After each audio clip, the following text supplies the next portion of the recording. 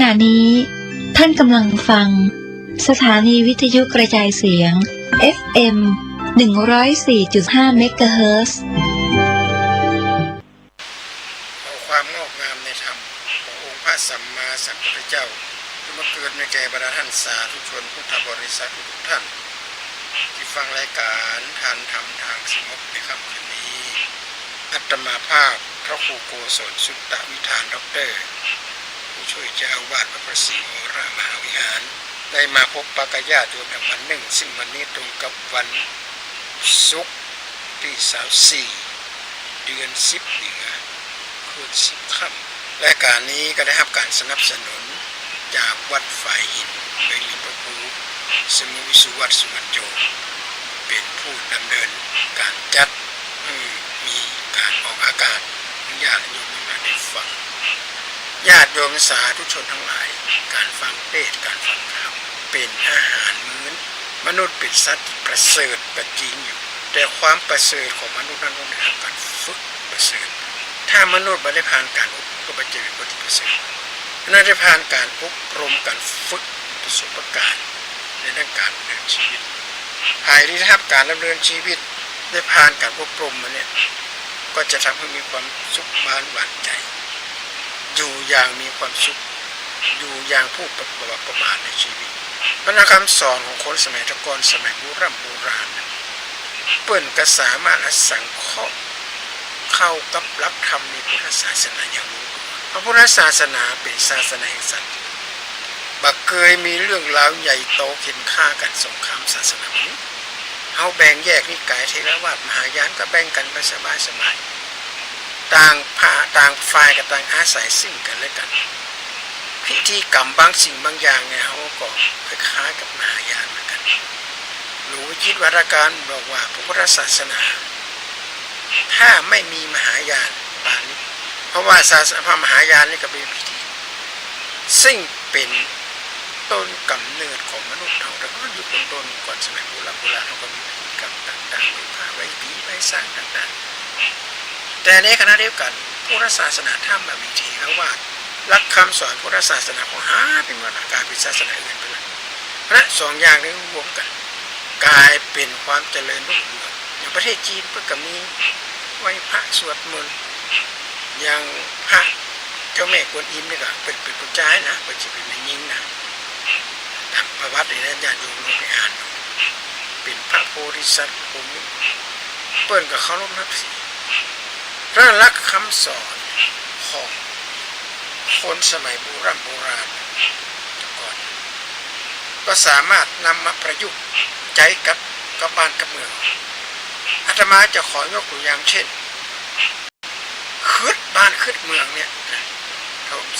ผมสมมติคุดกระแสในหุบวันหานสมิตีม้างอกอย่างเงี้ยนี่คือมันต้องอู้ถึงเอาตีม้างอกก่อนเพราะว่ามันเกิดขึ้นมามาดเนี่ยมันเกิดขึ้นมาเขาว่าตีม้างอกเนี่ยหมายความว่าไปเจอสิ่งของที่อยู่ในป่านี่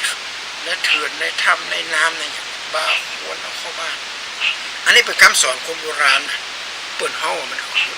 อันนี้เป็นคำสอนที่แฝงไปด้วยวิทยาศาสตร์อะไรเงี้ยเพราะอย่างสิ่งที่ไปปะในป่าในเขาไปปะในน้ำห้วยหนองคลองบึงบางทียังไม่เจ้าของอยู่นะเกิดเป็นสอบเป็นกล้วยมาอาจจะเจอคดีช่วยคดีความอันนั้นเรื่องสองอาจจะเจอเชื้อโรคเชื้อรามีเคสหนึ่งที่อเมริกาเปิดไปเอาปลากันเขาไปปิกนิกไปเอาปลาแล้วฝ่ายปวดใจไปปะไปหินก้อนหนึ่งโอ้งามขนาดคล้ายๆอย่างก้อนยกอ่ะมีสีคิ้วๆมีหูอย่างด้วยนะเหมือนกระถ้ำอ่ะโอ้ก้อนจัดแย่กันช่วยกันยกมาบอกว่าจาก10 กิโล3 กิโลโอ้งามมาถึงเอาไว้ที่บ้านเนี่ยญาติเอาไว้ที่ห้องห้ามแขกโอ้ไผ่มหันต์ก็ว่างามไปยิงอยู่ในป่า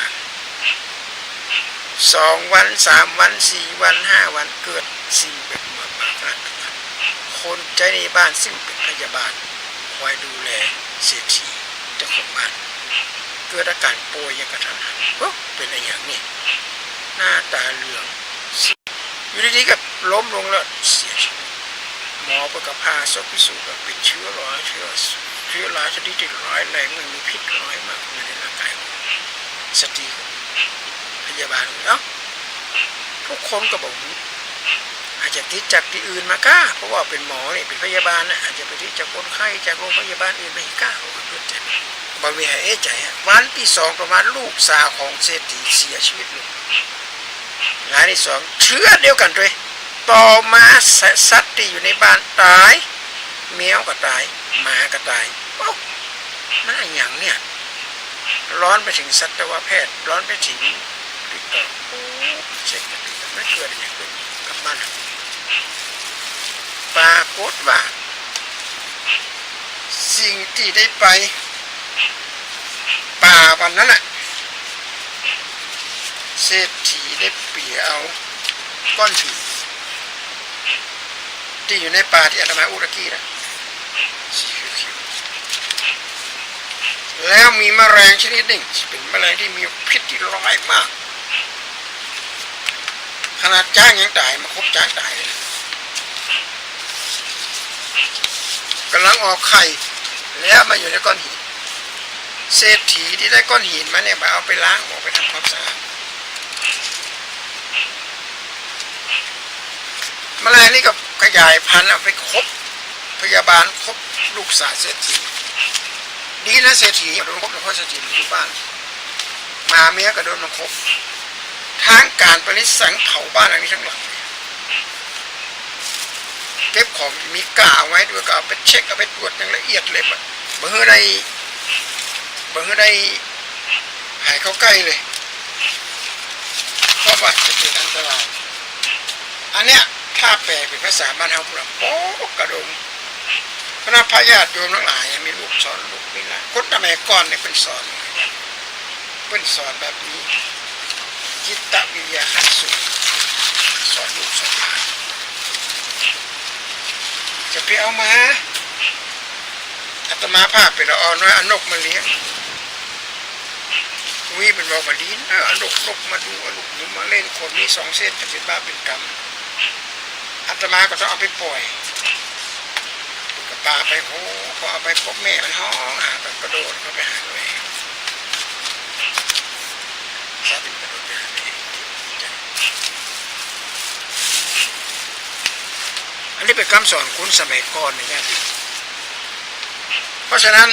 หลักคำสอนในทางพุทธศาสนานั้นจึงเป็นหลักคำสอนที่บุตรเข้ามาล้าสมัยการเวลาจะผ่านไปกี่ปีกันนะศีล 5 ธรรม 5ศีล 5 ธรรม 5นี่ก็ยังเป็นที่ต้องการของคนทุกคนในโลกนี้ถึงมื้อถึงวันที่เรามีกันก่อน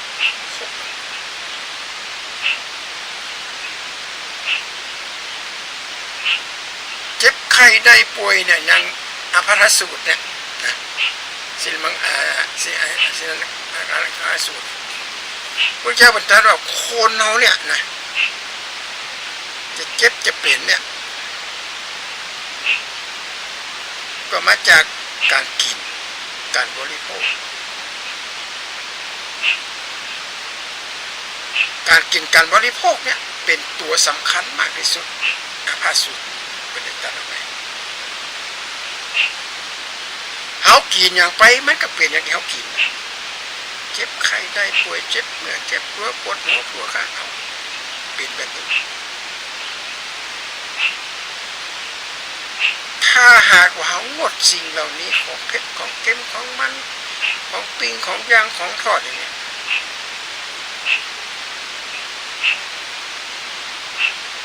เขาจะหายจากโรคภัยไข้เจ็บเลยคุณหมอหลายท่านเปิดมี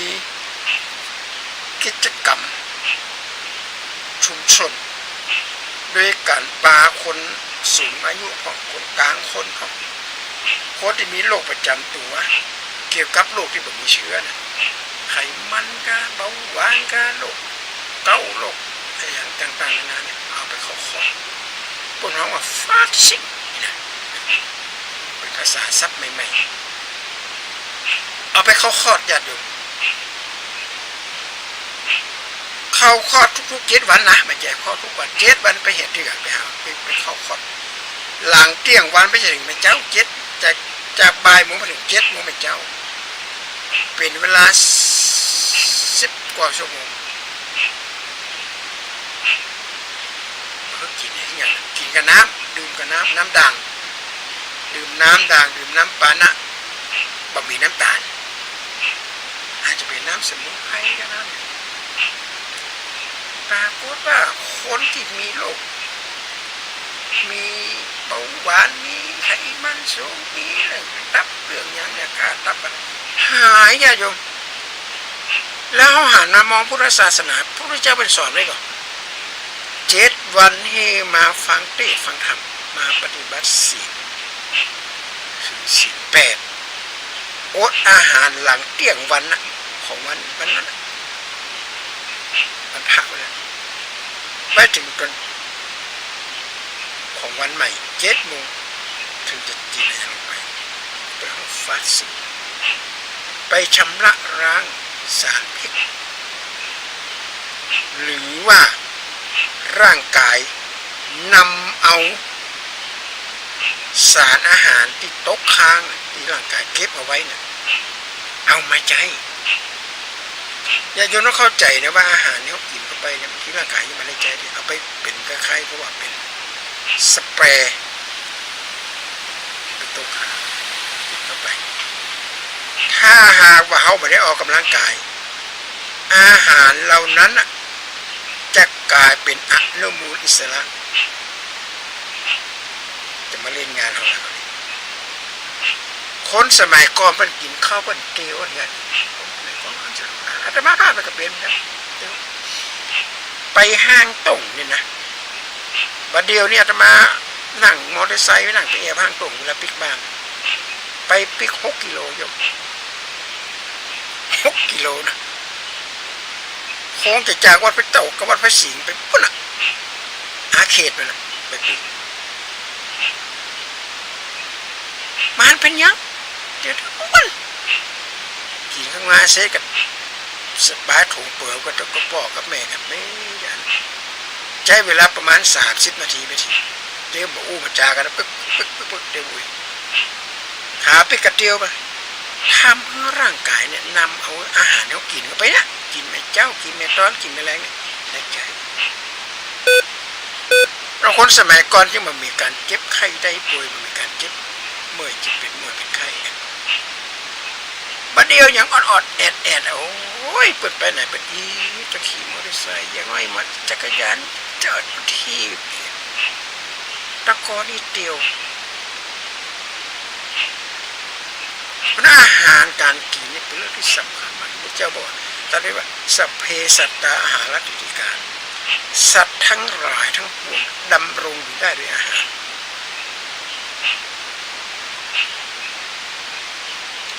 ดำรงอยู่ได้ด้วยอาหารเพราะนั้นอาตมาพูดถึงว่าตะกี้พูดถึงปกกระดงเนี่ยไปเอาของในป่าในเขามา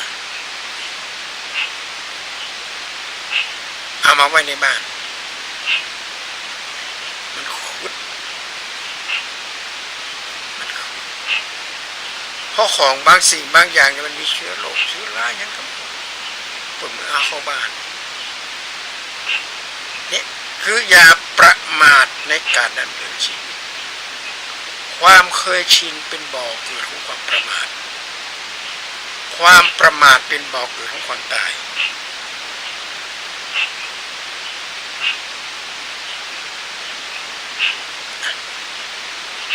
อันนี้ตีม้างอกตัวนี้นะเพราะฉะนั้นไปในป่าในเขานี่จะไปทำลายธรรมชาติสัตว์แมลงตัวเนี้ยที่มันมีเชื้อโรคเนี่ย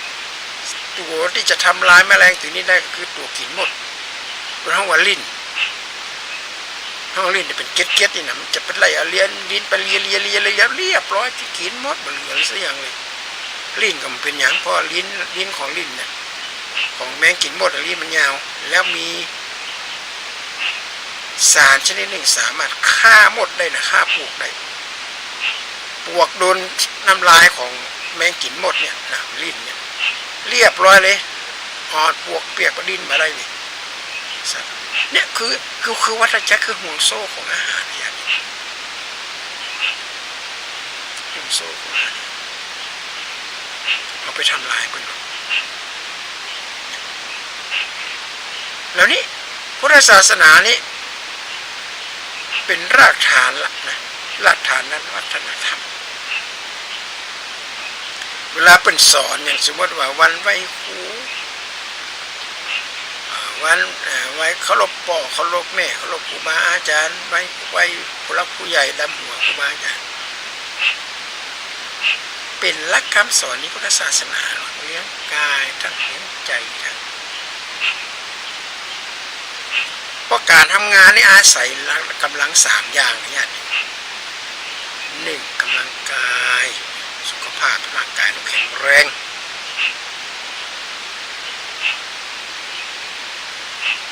สุขภาพร่างกายต้องแข็งแรงคนประกอบทำอาจจะราชการเนี่ยหลังจากสอบข้อเขียนผ่านอย่างเรียบร้อยเมื่อสัมภาษณ์แล้วต้องปีนไปตรวจโรคสูงลำไปต่ำลำไปอ้วนลำไปผอมลำไปตาเลตาขวางตาเบนเปิ้นก็ไม่สามารถที่จะรับราชการได้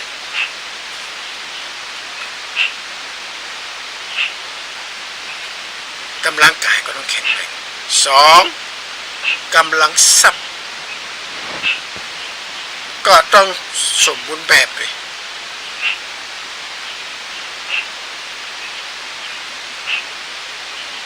มีเงินมีทองมีข้าวของจะทำงานอะไรใช่ไหมเงินนั้นวัตถุเดียวใจสูง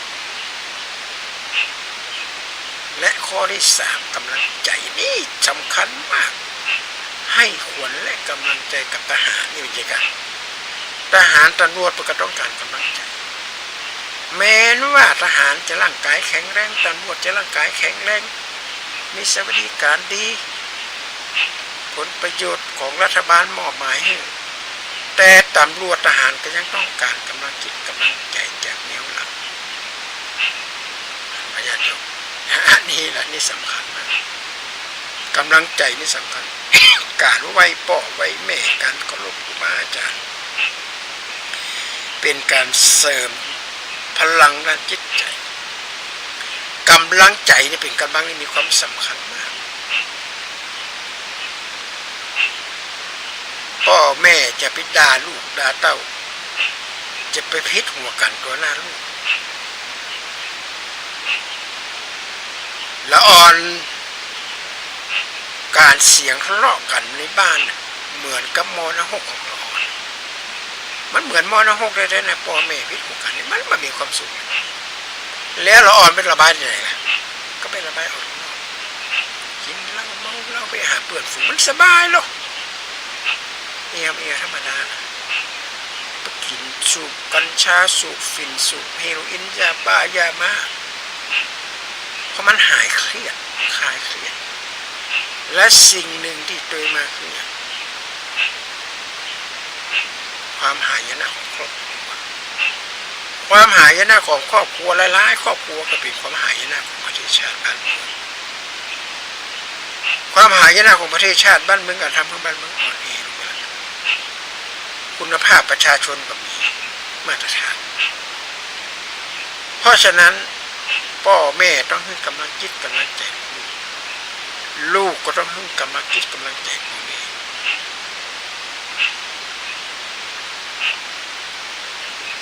ต้องทำให้ดีนะญาติโยมถึงแม้ว่าคนสมัยก่อนเนี่ยนะเปิดพิษหัวกัน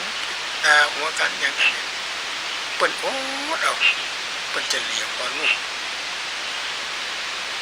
ตายใส่มั่งพ่อแม่หนีกันมาได้ห่างกันมาได้ตายใส่บอกเกิดถึงอย่างอื่นนะเกิดถึงลูกนี่นะตายใส่มองนั่นนะแล้วบัดเดียวนะญาติโยม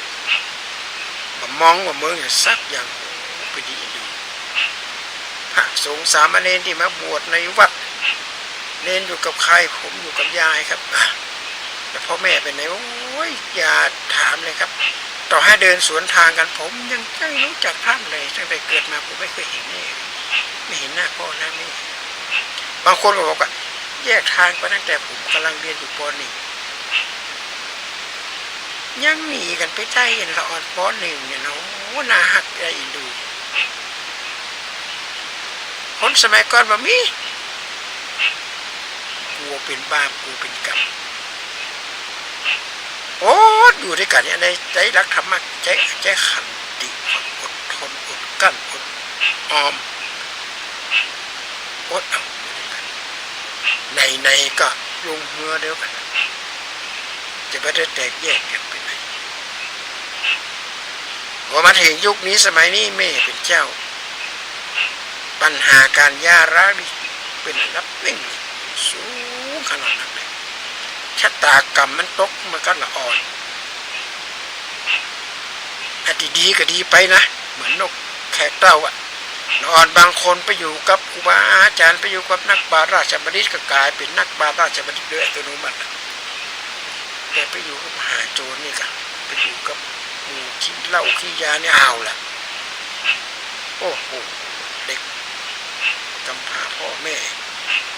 เด็กมีปัญหาด้านครอบครัวบ้านแตกสาแหลกขาดจับกลุ่มกันกินเหล้าเมายาสนเสฮะแล้วอย่างจะเกิดขึ้นกับบ้านกับเมืองอย่างนี้เพราะฉะนั้นใจรักธรรมสอนในทางศาสนาศีล 5 ธรรม 5 สังฆะวัตถุช่วยเหลือเกื้อกูลกับน้องผู้นี้ช่วยกันอย่าปล่อยปะละเลยสิ่งเหล่านี้พระพุทธศาสนาเป็นศาสนาแห่งปัญญาพิจารณาทั้งเหตุและผลเหตุมันเกิดที่ไหนก็รับกระทำต้นสายปลายเหตุไปแล้วเรารับตัดติดต้นสายปลายเหตุไปรับปลายเหตุต้นตัดติดต้นเลยเป็นเปรียบเหมือนกับปัญหาเนี่ยที่มันสะสมในบ้านเหมือนกับเครือเขาขึ้นหลังคาเครือเขาขึ้นหลังคาเนี่ยห้าวเกินไปปาดแล้วก็ไปตัดเล็มออกเมื่อกี้วันมันโป่งขึ้นมาทำไมยากอย่างวิธีการก็เอามีดยากเลยเอากันไกตะไคร้ไปตัดปื้นนั่นน่ะตัดเครือเขาก็แป๊บเดียวเรียบร้อยเรียบแม้ทั้งหมดมีอันนี้แหละญาติโยมแก้ไขตัดต้นเหตุของปัญหาก่อนแล้วตั้งปลายมันถึงจะดีปัจจุบันเขาไม่ได้แก้ที่ต้นเหตุเขาไปแก้ต้นปลายเหตุพอเรื่องราวมันเกิดขึ้นมากับไปแก้ปัญหาเรื่องราวมันเกิดขึ้นมากับไปแก้ปัญหาต้นสายปลายเหตุมาจากไหนจากพ่อจากแม่จากพี่จากน้องจากที่อยู่อาศัยเนี่ยต้องคิดพิจารณาดีและนำมาแก้ไขกันให้ถูกต้องทำนองของธรรมและแปลกไปเลยว่าจังหวัดเชียงใหม่ที่ได้รับเป็นมรดกโลกนี่ก็เขาเป็นพุทธศาสนาที่ยืนยัดที่เป็นเสาหลักกับพี่น้องจากเชียงใหม่คนก่อนแต่ไหนแต่ไรมาเพราะฉะนั้นก็ขอฝากเป็นข้อคิดกับญาติโยมว่าแกนสแกนห้ามน้ำเต้าหู้ฝากเป็นข้อคิดว่าชีวิตที่จะเจริญรุ่งเรืองชีวิตที่จะมีความสุขได้เฮามีพุทธศาสนาเป็นเบื้องหลังเป็นแบ็คกราวด์เฮาได้ค้นพบศาสนาแท้จริงในวันนี้อาตมาภาพพระครูโกศลสุตตวิชาก็ได้จากญาติโยมกันเด้อวันศุกร์หน้าเดือนสิงหาคมเราจะได้มาพบปะกันใหม่แถมวันนี้ก็ขอความเจริญงามในธรรมจงมีแก่บรรดาท่านสาธุชนพุทธบริษัททุกท่านมีความสุขกายสบายใจ มาตรปรารถนาสิ่งอื่นประการใดขอมีความประสบความเจริญส่งความมุ่งมั่นพัฒนาทุกสิ่งทุกอย่างขอเจริญ